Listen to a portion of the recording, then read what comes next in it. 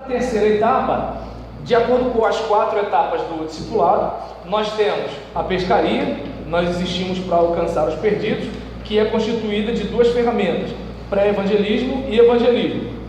Temos a segunda etapa, que é a integração, que se propõe a acolher os decididos.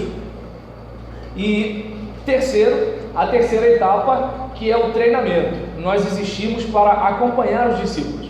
Nessa etapa, os discipuladores se tornam mentores e utilizam o pós-evangelismo 2. Lembra daquilo que Jesus disse? Ensinando-os a guardar. Então a gente observa o seguinte, né, que é preciso que haja uma mentoria continuada e mútua para que haja edificação dos santos.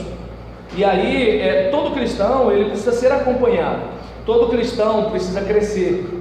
Envelhecer não é a mesma coisa que amadurecer, não é a mesma coisa. Ter conhecimento não é a mesma coisa que amadurecer. Informação não basta, é preciso praticar o ensino. Então, eu não sei se dá para vocês perceberem que eu passei as lições, mas passei os exercícios. E aí eu não sei se vocês percebem que entre a aquisição do conteúdo e colocar o conteúdo em prática, há uma distância. Olha quantos de vocês não fizeram um monte de coisa. A gente sabe que tem que se alimentar melhor. Olha como a gente se alimenta. A gente sabe da atividade física. Olha o tipo de atividade física que a gente faz. A gente sabe que tem que falar com licença, por favor, me desculpe e obrigado, inclusive no casamento ou no namoro. Olha como a gente age. Então a gente sabe que tem que respeitar a autoridade. Olha como a gente age.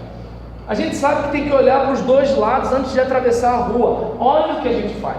Então não sei se dá para perceber que assim, Deus não está olhando o quanto a gente sabe. Deus está olhando o que a gente faz com o que a gente sabe. Tem gente que sabe menos do que você, mas faz muito com o que sabe.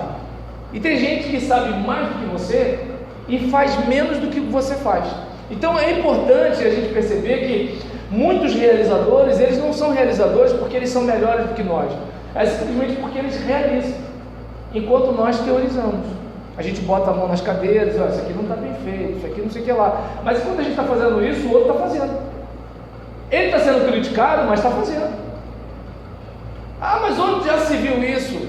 Enquanto a gente está fazendo isso, ele está fazendo.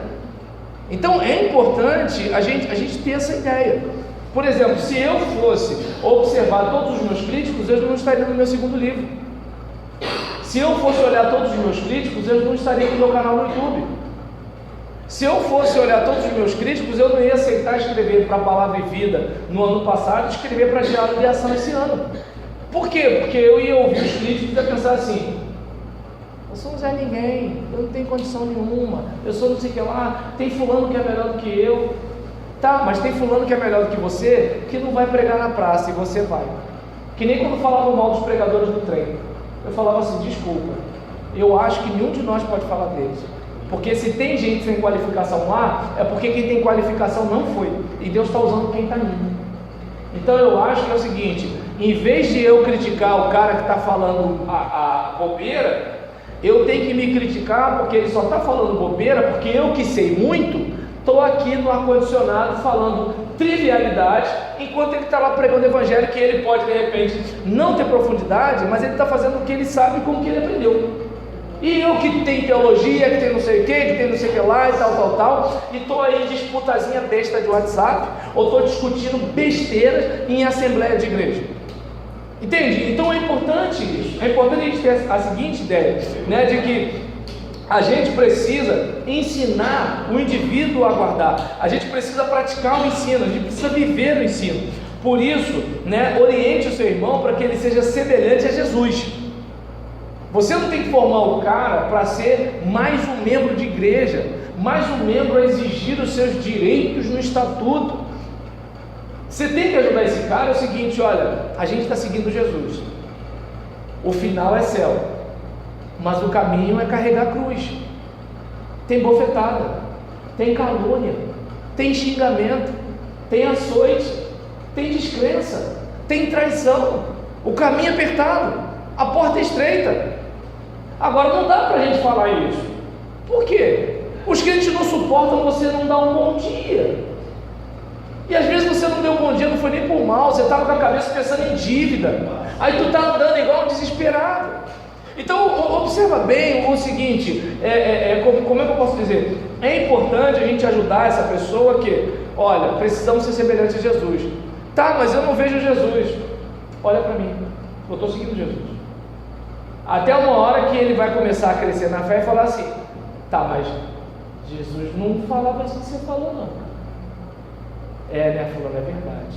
Aí você percebe que o cara já está no outro nível.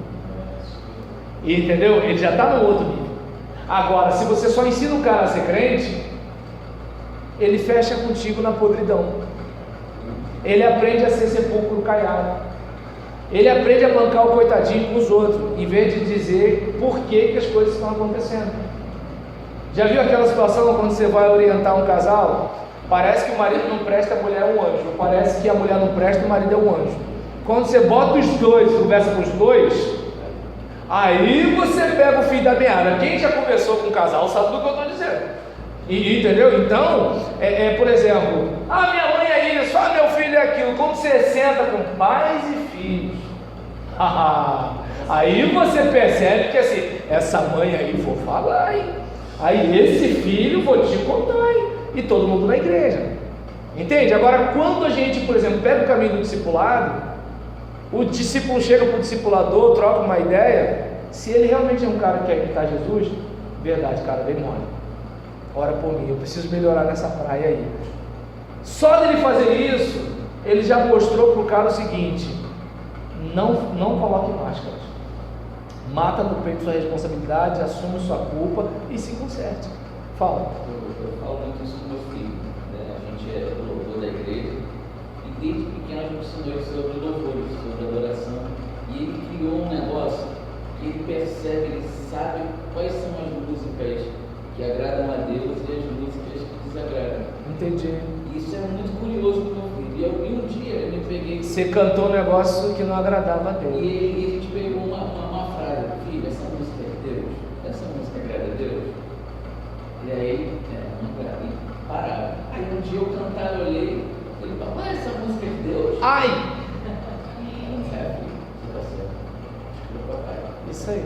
Mas foi assim, eu fiquei muito feliz por isso, por ele ter percebido que a música não era e ele ter me corrigido. Eu pensei que você tinha ficado constrangido. Não, eu fiquei feliz, eu até me mostrei, obrigado. Obrigado que o papai não escorregar aqui, mas papai Mais uma vez, você é mais crente que eu muito sem jeito. Não, foi legal. Pô, bacana. Até falei pra eu achar, já dança tudo, mas É outro nível, né? Então, vamos para a quarta etapa para a gente ir embora.